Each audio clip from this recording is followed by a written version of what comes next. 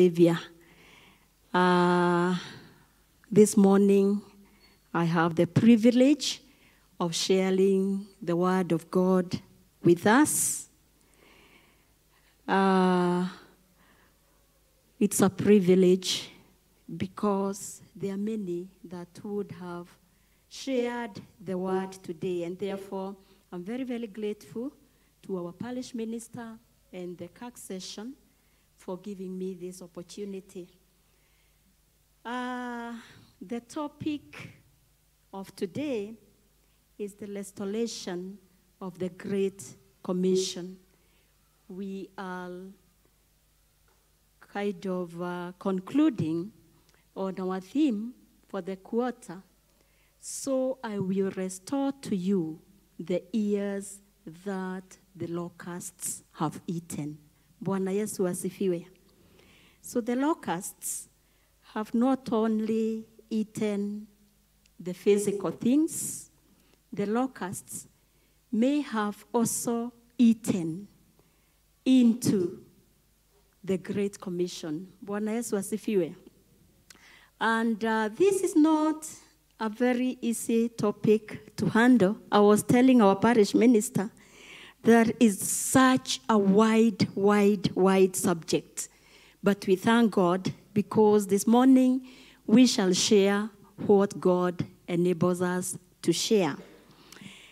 Our call to worship was Mark 16:15, go into all the world and proclaim the gospel to the whole creation.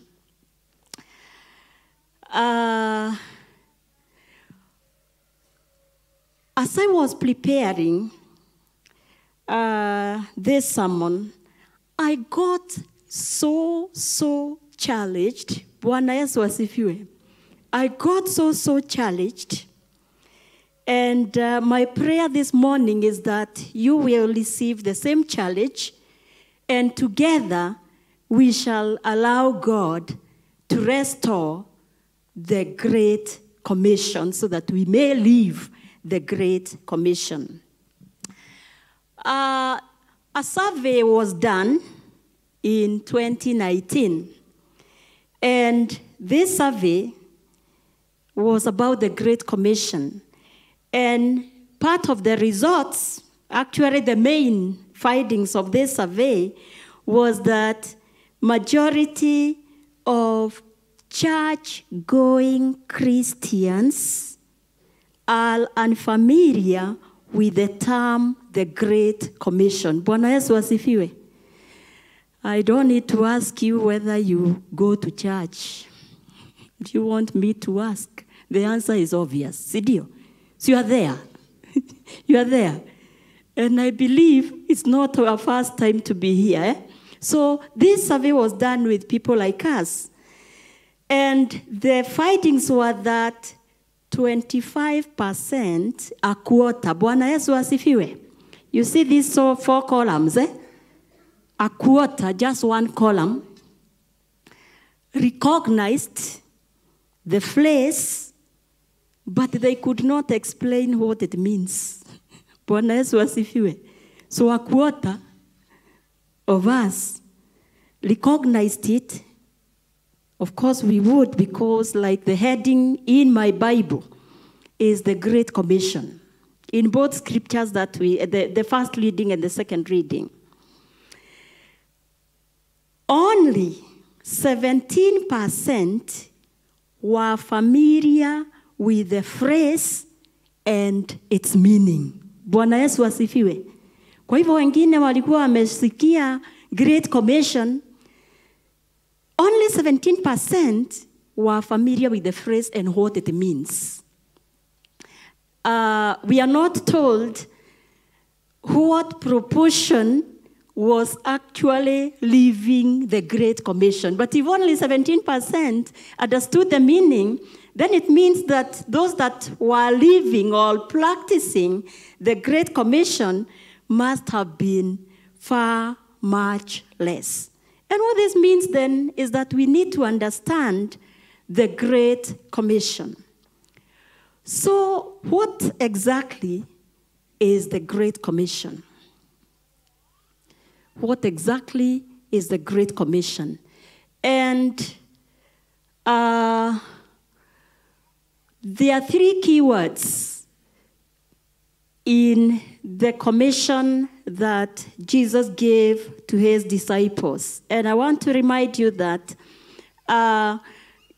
Jesus gave this commission, or he commissioned the disciples just before he went up to heaven. The first word is the word commission. And I was looking and in the dictionary, to commission is to set or to officially charge someone or some group to do something or to accomplish something. So Jesus charged his disciples. And he charged his disciples to make disciples. The word disciple in Greek is mathetes. Pardon me for the pronunciation, mchungaji.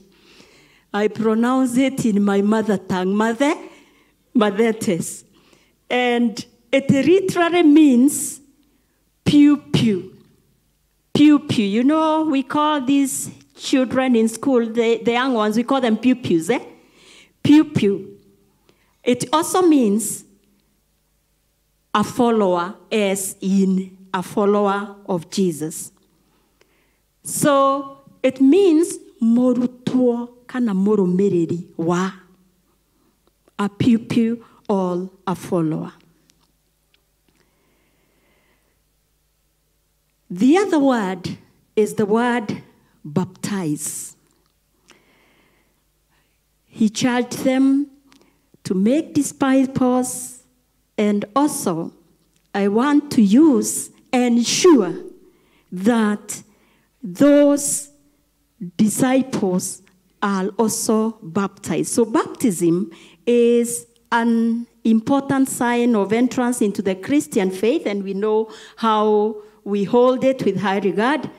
And it is an outward sign of that inward washing or sanctification of the Spirit that takes place when we believe. So I want to say that in essence, the Great Commission involves spreading the Christian message so that we convert others into Christianity. And the Great Commission is the instruction that was given by the resurrected Jesus Christ to his disciples. Bwana Yesu asifiwe. I want to read that verse again. That is Matthew 28, verse 19 and 20, because that is where the Great Commission is. Go therefore and make disciples of all nations, baptizing them in the name of the Father and of the Son and of the Holy Spirit, teaching them to observe all that I have commanded you, and behold, I am with you always to the end of the age. Bwana asifiwe. So, as disciples of Christ, because the minute we believe in Christ, we become his disciples, we become his followers. And the Lord expects us to be his pupils, to be his followers, and that is why we are called Christians. Bwana Yesu asifiwe. Christians. The word Christian is more or less like somebody who is like Christ, or somebody who is striving to be like Christ. Bwana Yesu asifiwe. You're trying to know who Christ is. You're trying to find out what is it that Christ likes. Who is he like? What would he have me do here and there? And you do that in the power of the Holy Spirit. And it's also good to note that you cannot disciple others to be like Christ if you are not yourself already committed to that. Bwana Yesu asifiwe. Whose responsibility is this Great Commission?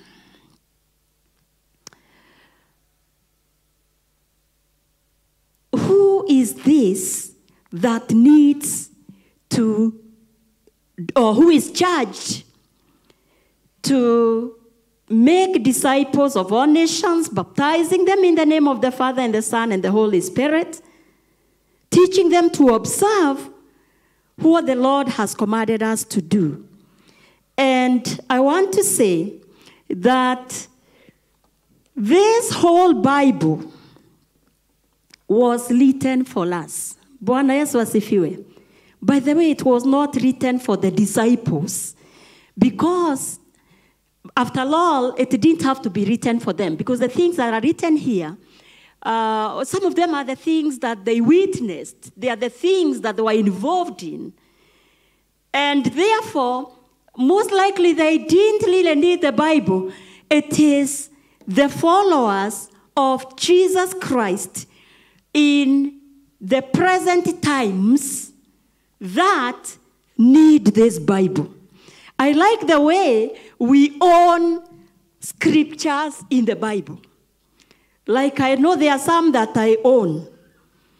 I like owning the fact that the Lord will never leave me and he will never desert me. I like owning the scripture that says that our children shall not be tales. Bwana Yesu asifiwe. I like those things that really tell me, that say great things, such that when I believe in them, well, then it means I'm going to be great. It means I will not lack anything that I need. The Lord is your shepherd. I like owning them. Bwana Yesu asifiwe. Why? Because this Bible is my Bible. And I want to say that even the Great Commission is something that we need as believers to own. Bwana Yesu asifiwe. By the way, am I talking to believers? How many of us are believers? Just raise your hand. Forgive me when I make you do things. This is what I do every day. That is where I get my bread from. Bwana Yesu asifiwe. I also earn my bread by asking people questions. So when I behave that way, please, I'm just making use of what is in me. And therefore, this scripture is something that we own, that we should own. This Great Commission is something that we should own. You know, there are times I quote the Bible and I hold it like this, and sometimes I find myself putting it on my chest, close to my heart, Bwana Yesu asifiwe, because I really want to own it. The Lord is my shepherd. I shall not lack. When I say that sometimes, and maybe it appears like things are not so good, I place it here. Bwana Yesu asifiwe. Because I want my heart to be convinced that I shall not lack. I shall not lack. Bwana asifiwe. In the same way, we ought to take the Great Commission, and as we read it, we place it on your chest, you place it on your heart, and you remember that God has commissioned you to make disciples of others, to ensure that they are baptized. By the way, don't take them and take them to the river. Don't take them and take them to the tap. Bwana Yesu asifiwe. We have our minister here who is waiting for us, After we get them to believe and we bring them, Bwana asifiwe, as he also does the same, he's here and he's ready to baptize them. I was looking at this and wondering, my God, could it be that I am not working hard enough in the Great Commission, and that is why there are Sundays when my minister does not have to baptize? Bwana asifiwe. I don't know how many he baptizes in a month, but possibly if I and you play our part, Bwana asifiwe, there'll be too many people coming to join us, Bwana Yesu asifiwe, so that we can walk together in the journey of faith. And therefore, the Great Commission is for all of us Christians. It is not exclusively the job of the parish minister, the preachers, the missionaries. It is every Christian's responsibility to share their faith regardless of your age, regardless of your stage of life. So you can't say that, you know, I'm too old. Bwana Yesu asifiwe. I'm too old to tell others about Christ. After all, maybe you have already retired from your occupation. This is one thing that we do not retire from. It is also regardless of your daily occupation. You don't say that, you know, I am not an evangelist. I am not a parish minister. I am not an elder, deacon, or whoever. It is for every believer. So every believer is commissioned or officially charged to spread the gospel to all nations.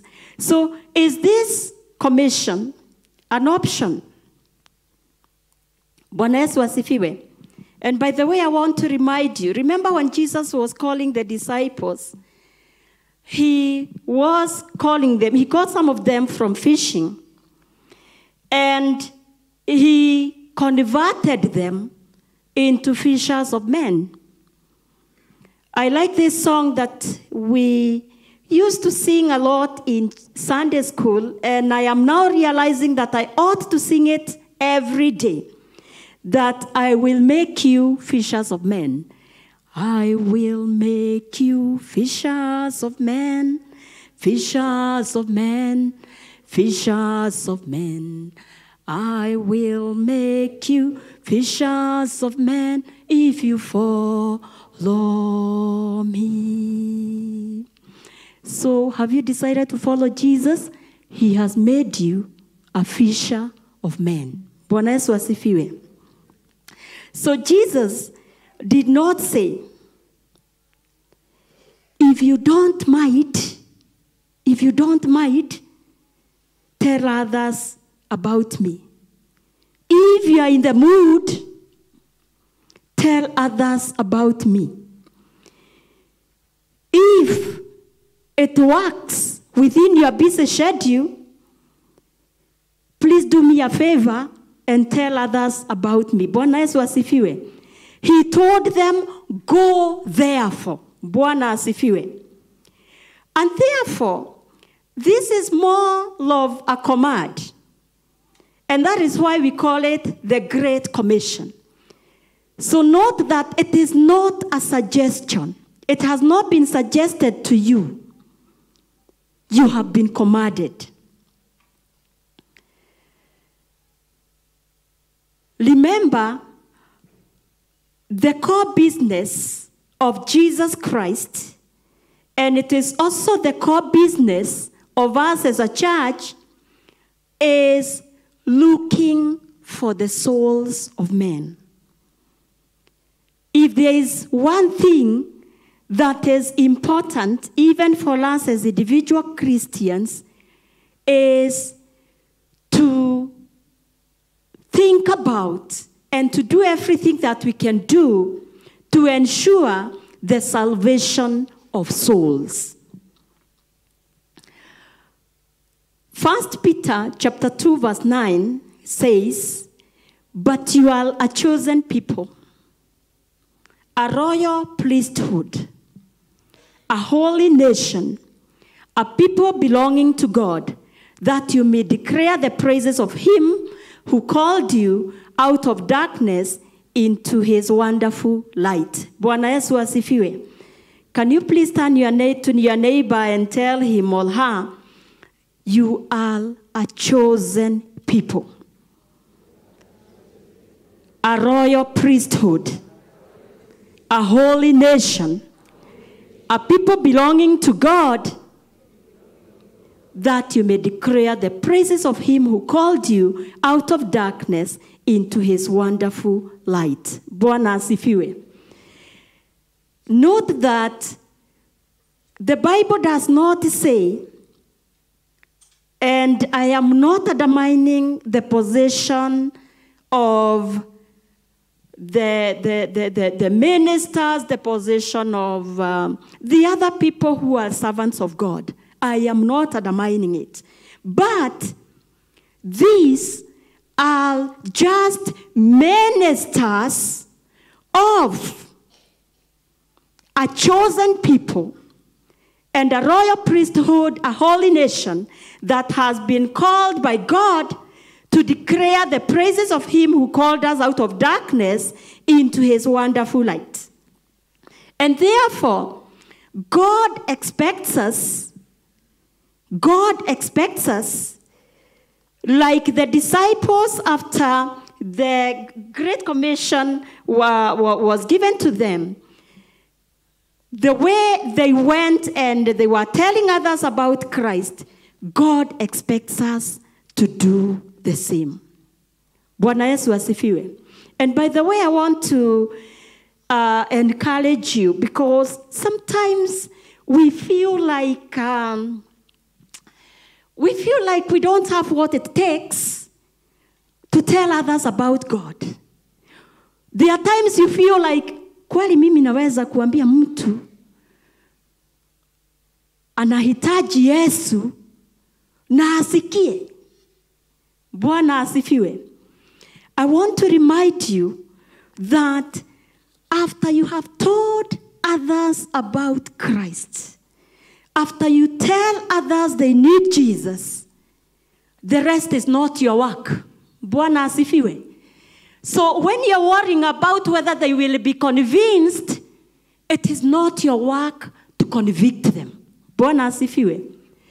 In a few sermons we have heard of late, we have been given a helper, the Holy Spirit. And that helper, the Holy Spirit, Bwana asifiwe, the Word of God tells us that when he comes, he will convict the world of sin, judgment, and righteousness. Bwana asifiwe. And therefore, let's not worry about a part that is not our part. Why is it important for us as a Christian, or for you as a Christian, to be involved in the Great Commission?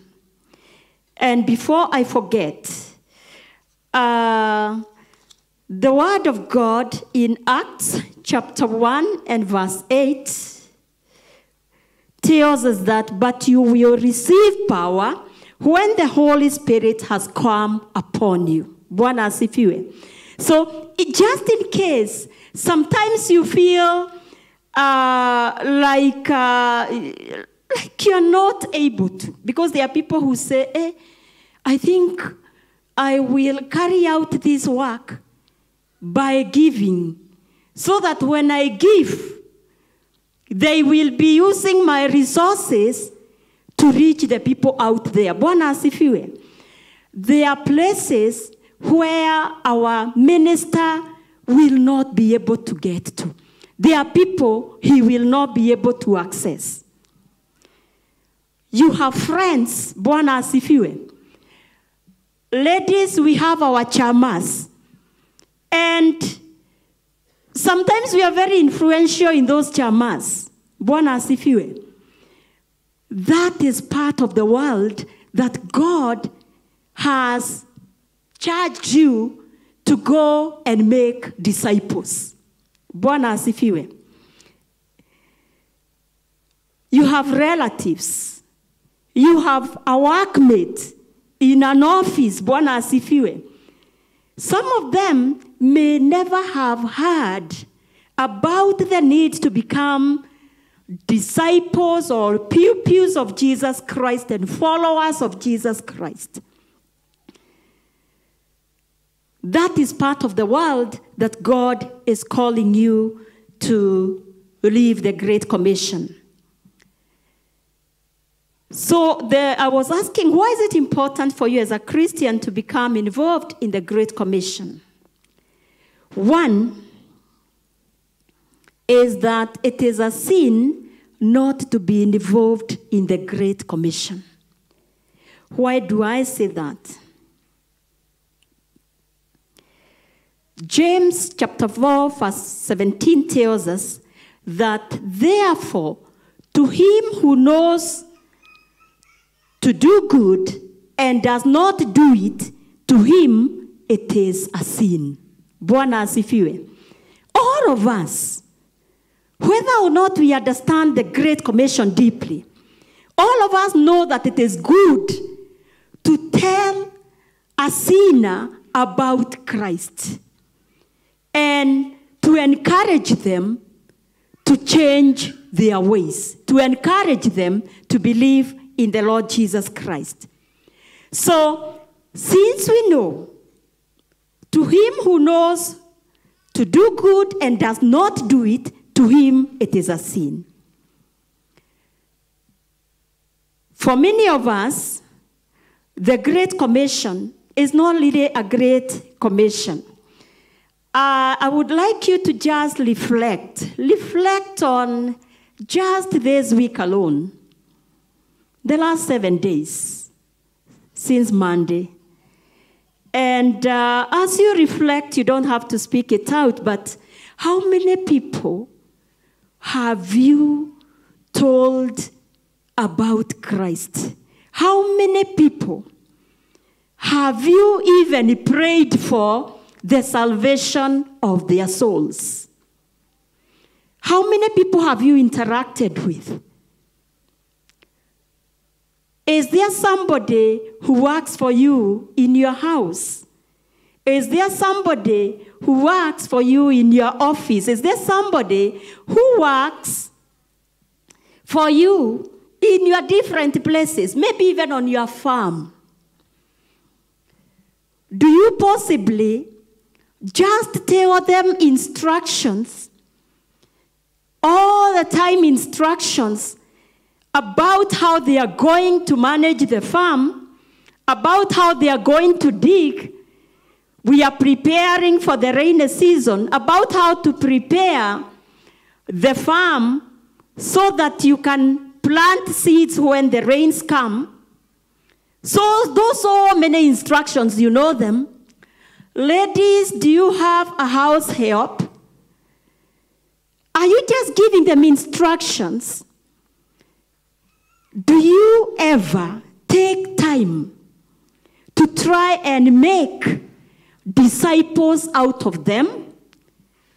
Do you try to encourage them to seek the Lord in a deeper way so that if they are not baptized, they can come to church and get baptized? Do you fulfill the Great Commission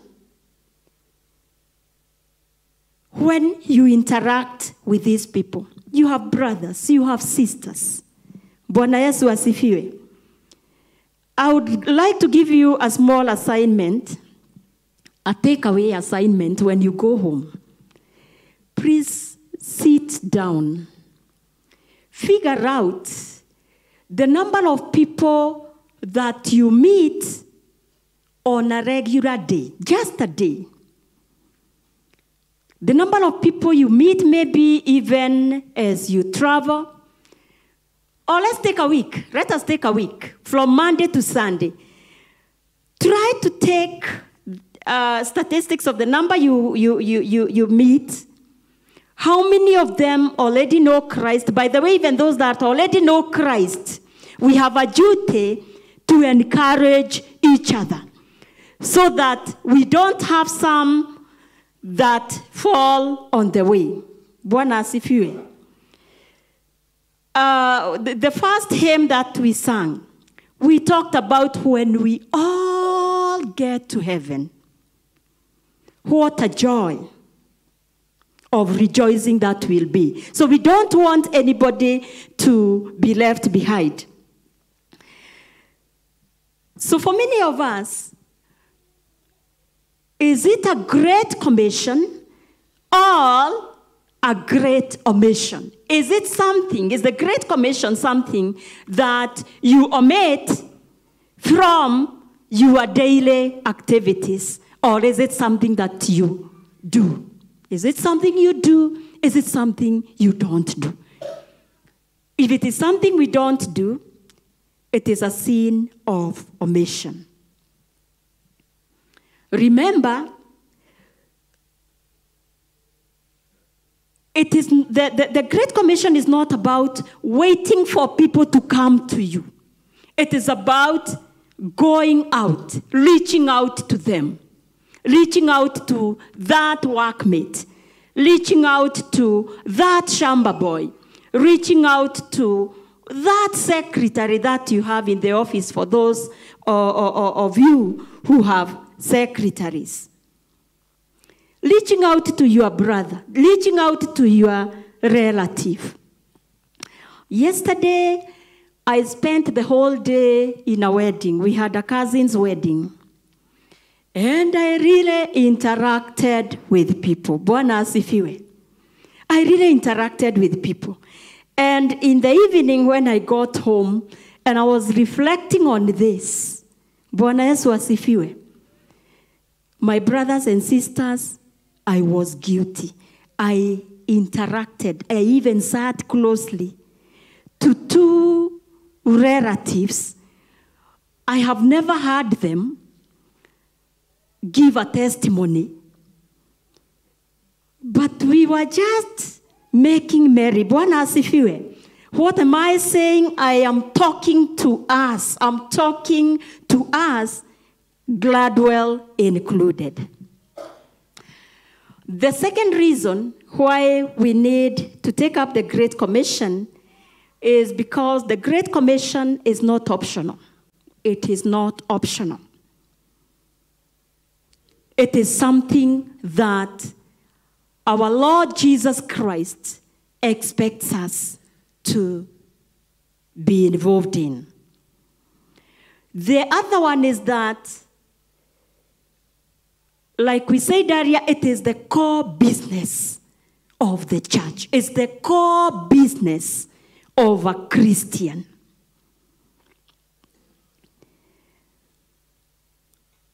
What we are actually doing is we are gathering. We are gathering. When we are telling others about Christ, when we are encouraging others to walk in the Christian faith, we are gathering the sheaves. And a day is coming when we shall gather all that we have gathered. On that great day, we shall come before the Lord. When we come before the Lord, with the sheaves that we shall have gathered, Bwana Yesu asifiwe.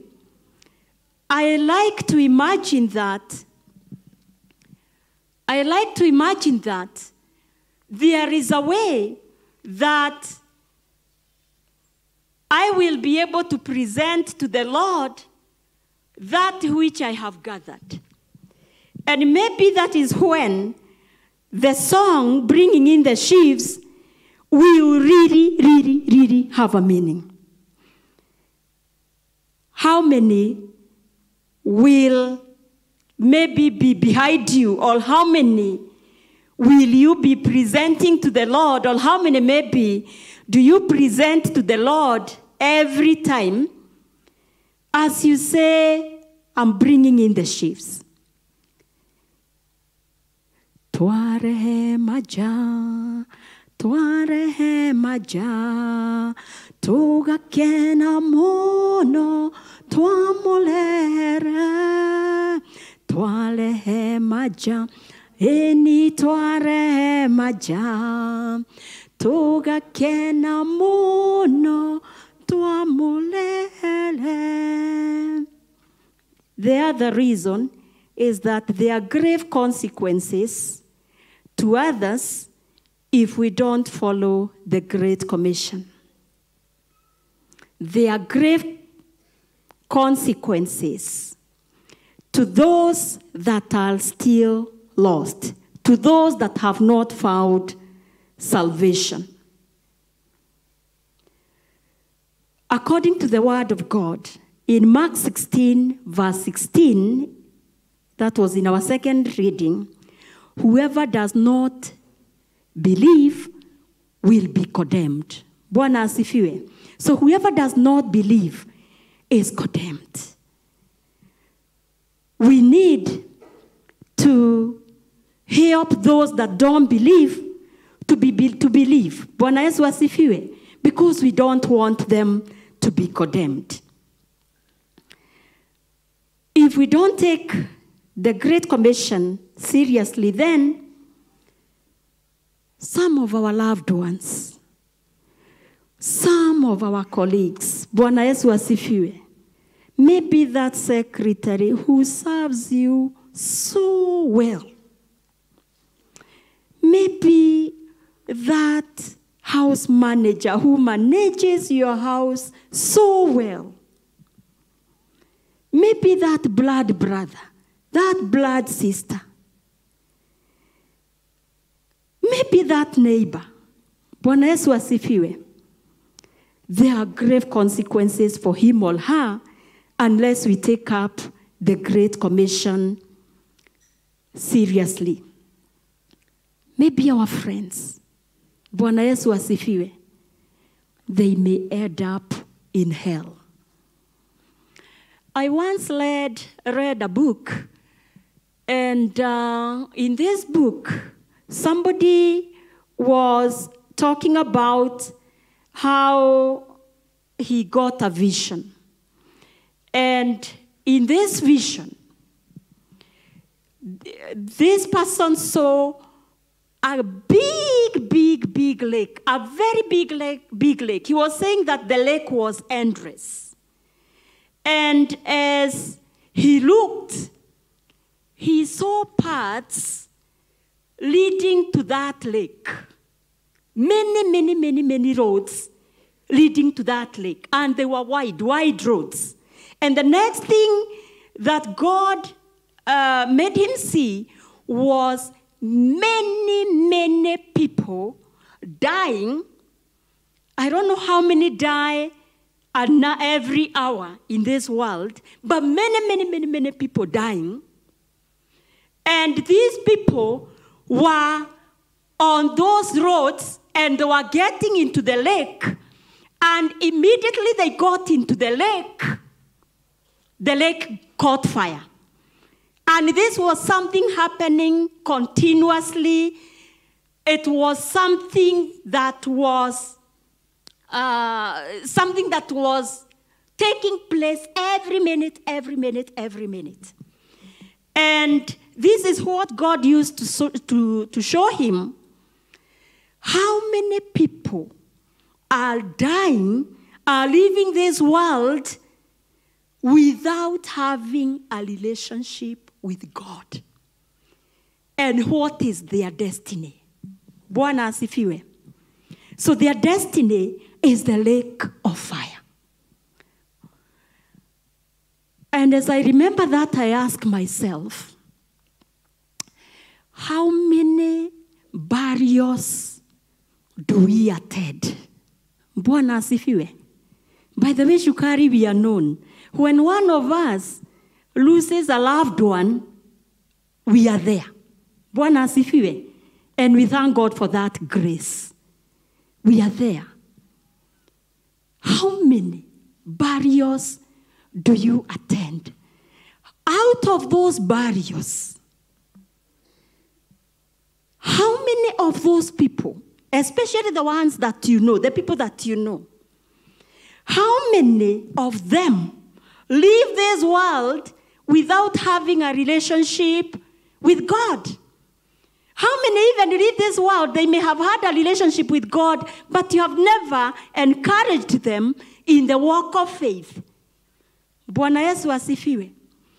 What am I trying to say? I'm trying to say that there are thousands and thousands that are living this world, they are living this life without having a relationship with God. And therefore, we cannot be comfortable in our salvation. We need to wake up and do something. Bwana asifiwe. If you find time to attend those burials, some of them we go, I don't know where I haven't gone. Bwana asifiwe. If we find time to attend those burials, how come we cannot get time? How come we are too busy to tell others about Christ? Bwana Yesu asifiwe. There is no restoration greater than restoration of the soul. Bwana Yesu asifiwe. Number 5 is that living the Great Commission restores lives. Bwana asifiwe.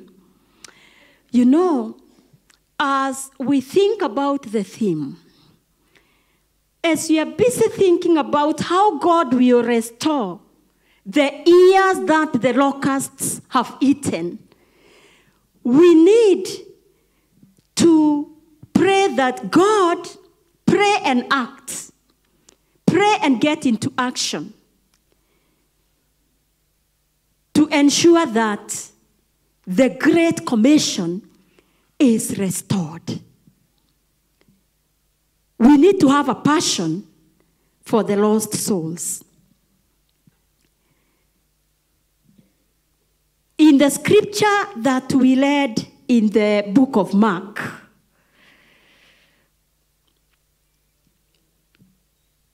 this is what Jesus promised the disciples. Whoever believes and is baptized will be saved. But whoever does not believe will be condemned. This is what I'm looking for. And these signs will accompany those who believe in my name. They will cast out demons. They will speak in new tongues. They will pick up serpents with their hands. And if they drink any deadly poison, it will not hurt them. They will lay hands on the sick, and they will recover. Bwana Yesu asifiwe. The Bible does not say, and I'm not saying you don't take people to hospital. Yesterday, I took my grandchild to hospital. So I'm not saying you don't take people to hospital. Bwana asifiwe. But the Lord promised them that as they take up the Great Commission, as they tell others about Jesus, as they make disciples, those signs would follow them. They will cast out demons. Are there demons today? Bwana asifiwe. My belief is that there are demons today. Bwana Yesu asifiwe. And therefore, there are people who need deliverance. There are people whose lives are tormented. There are people who just need deliverance. And how will this deliverance come?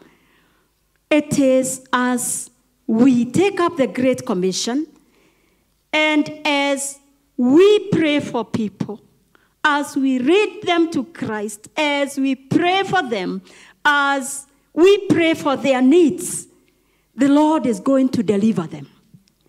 Bwana asifiwe. The Lord is going to deliver them.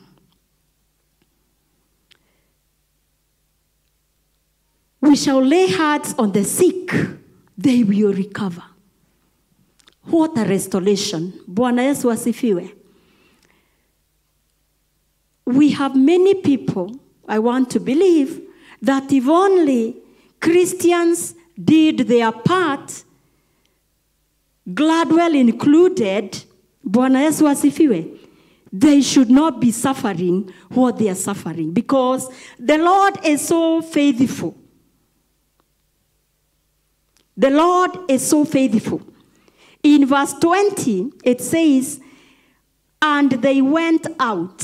Who? The disciples that Jesus commissioned. And they went out and preached everywhere, while the Lord worked with them and confirmed the message by accompanying signs. Bwana asifiwe.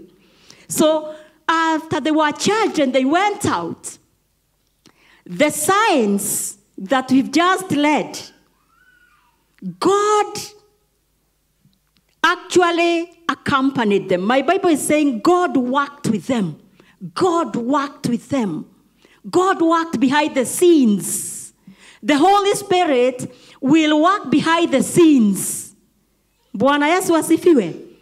And the restoration that we people are not able to do, being the human beings that we are, God will accompany us and it will be done for them. That restoration will be realized. We also need to do this because we need to praise the Lord. That's another reason we need to praise the Lord. I was looking at a clip that was doing the rounds this week. Maybe you have also seen it. And this is a clip of two brothers that were participating in the Olympics, the Brownie brothers, that's what they are calling it in the clip. And as they were running, one of them was first, the other one was second in the race. Just before they finished the race, the one who was ahead, I think, they were calling him Johnny, I think.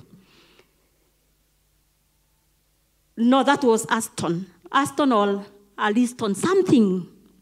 I have a problem capturing English words, especially when they are spoken by Wazungus. Something like Aliston. Let's say he was Aliston. Eh? So Aliston was first on the race.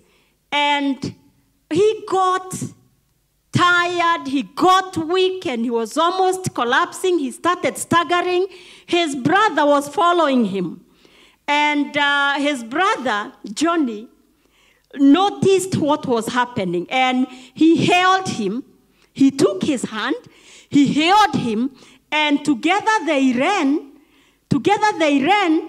Just when they were about to finish, he pushed his brother. He pushed Ariston, and Ariston fell on the other side of the finishing line. Bwana Yesu asifiwe. And that clip was saying that for the first time in Olympics history, two brothers won the race. One took home a gold, the other took home a silver. Bwana Yesu asifiwe. And when Johnny was interviewed later on, he was asked, why did you do this? Because, by the way, he could have ran ahead and got the gold. Then he said, he gave a very simple answer. He said, my mother would not have been happy if I left my brother falling and getting defeated. Bwana Yesu asifiwe. This is what exactly Jesus did to you and me. You are destined for hell. You are destined for hell. He picked you up. He restored you. My question is, would Jesus be happy when you don't lead others to Christ? Would Jesus be happy if you saw your friend falling and all you do is tell others how these days so and so is not working right, would Jesus be happy?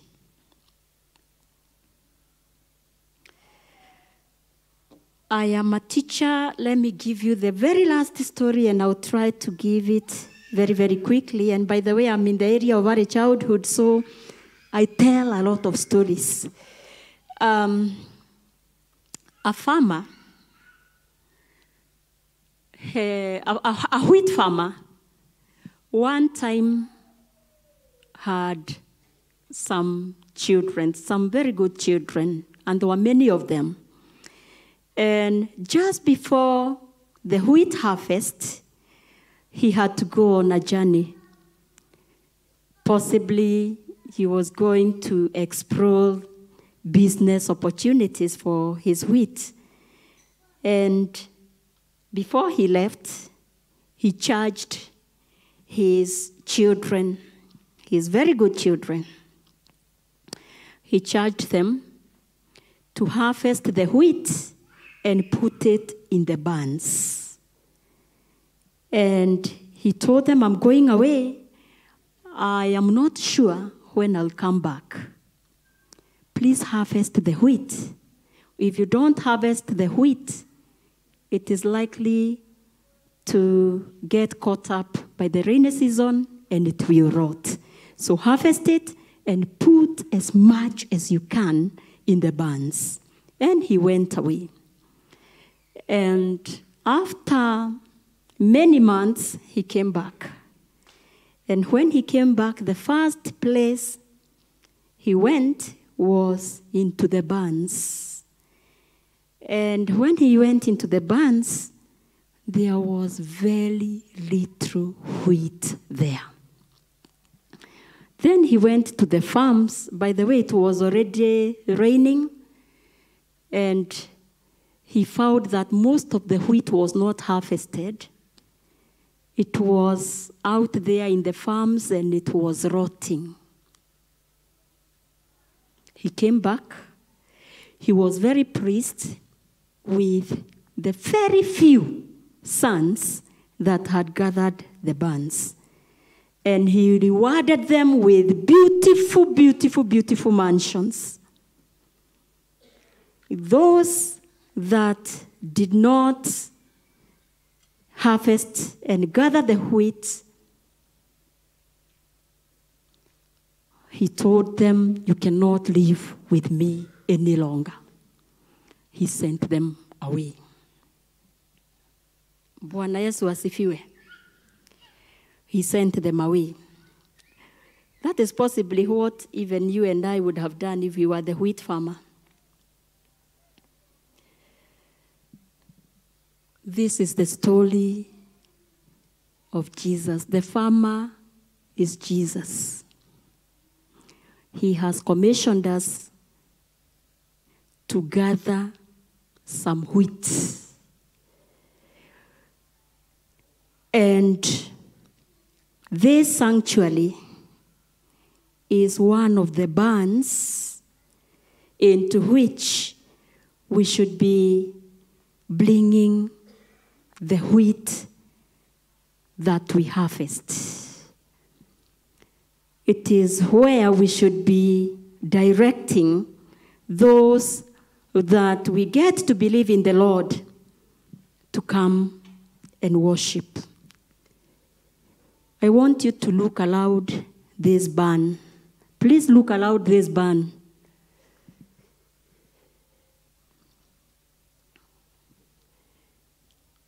How much harvest have you brought into the barn? By the way, there is also upstairs. How much harvest have we brought into the barn? How good a job have you done in bringing the harvest? How much of that harvest is out there, rotting in the streets? Have we been busy fulfilling the Great Commission? – Congregations are getting smaller and smaller. Populations are growing and growing and growing. Bwana Yesu asifiwe. Are we really making the effort to bring in the lost?